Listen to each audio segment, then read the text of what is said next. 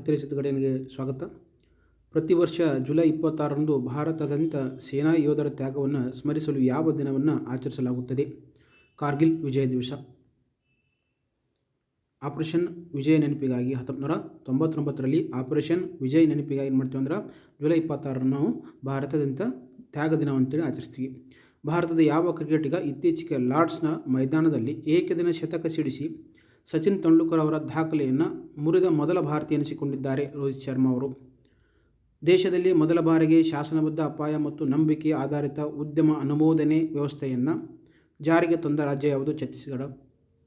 ಇತ್ತೀಚೆಗೆ ಕೇಂದ್ರ ಗೃಹ ಸಚಿವರಾದಂಥ ಅಮಿತ್ ಶಾ ಅವರು ಭಾರತ ಮೊದಲ ತಲ್ಲೀನಗೊಳಿಸಲು ಭಾಷಾ ವಸ್ತು ಸಂಗ್ರಹಾಲಯ ಶಬ್ದ ಲೋಕ ಅನ್ನು ಉದ್ಘಾಟಿಸಿದರು.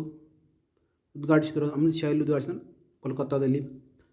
ವಿಶ್ವಸಂಸ್ಥೆಯ ಹವಾಮಾನ ಸಂಸ್ಥೆ ಹಾಗೂ ಯುನೆಸ್ಕೋದ ಇತ್ತೀಚಿನ ವರದಿ ಪ್ರಕಾರ ಪ್ರಸ್ತುತ ಜೀವಂತ ಬೌದ್ಧ ಪರಂಪರೆಯ ತಾಣವಾಗಿ ಗುರುತಿಸಲ್ಪಟ್ಟ ಭಾರತದ ಯಾವ ಐತಿಹಾಸಿಕ ಸ್ಥಳಕ್ಕೆ ಯುನೆಸ್ಕೋ ಮಾನ್ಯತೆ ನೀಡಿದೆ?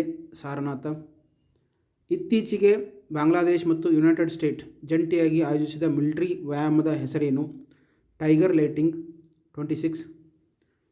ಶಾಲಾ ಶಿಕ್ಷಣದಲ್ಲಿ ಕೃತಕ ಬುದ್ಧಿಮತ್ತೆಯನ್ನು AI ಒಂದು ವಿಷಯವನ್ನಾಗಿ ಪರಿಚಯಿಸಿದ ಭಾರತದ ಮೊದಲ ರಾಜ್ಯ ಯಾವುದು? ಪಂಜಾಬ್.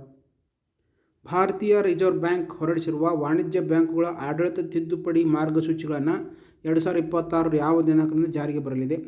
ಅಕ್ಟೋಬರ್ 1, 2026ರಿಂದ.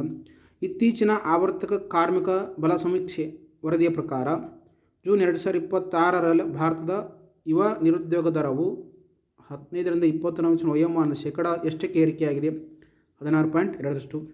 ಇತ್ತೀಚೆಗೆ ಬಿಡುಗಡೆಯಾದ ಜಾಗತಿಕ ವಿಶ್ವ ಆಹಾರ ಭದ್ರತೆ ಮತ್ತು ಪೌಷ್ಟಿಕದ ಸ್ಥಿತಿ 2026 ವರದಿಯ ಪ್ರಕಾರ ಭಾರತದಲ್ಲಿ ಅಪೌಷ್ಟಿಕತೆಯ ಪ್ರಮಾಣವು 2004-2006ರಲ್ಲಿದ್ದ 21.1ರಿಂದ ಪ್ರಸ್ತುತ ಎಷ್ಟಕ್ಕೆ ಏರಿಕೆಯಾಗಿದೆ? 9.8%.